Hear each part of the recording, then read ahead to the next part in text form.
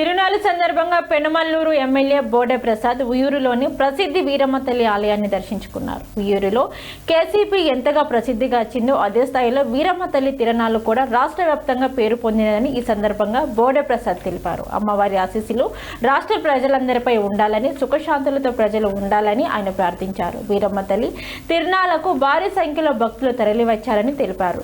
ఈ కార్యక్రమంలో స్థానిక నాయకులు, పార్టీ కార్యకర్తలు, అభిమానులు పాల్గొన్నారు.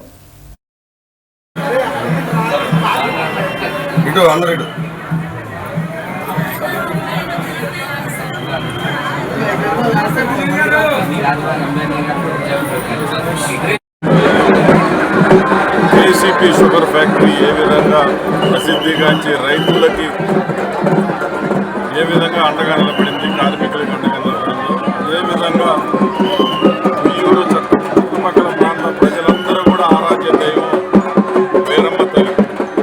ఆ వీరమ్మ తల్లికి లక్షలాదిగా ప్రతి సంవత్సరం జరిగే ఉత్సవాల్లో పాల్గొని వీరమ్మ తల్లి ఆశీస్సుల కోసం ప్రతి ఒక్కరూ దర్శనానికి వచ్చి ఈరోజు ఇక్కడికి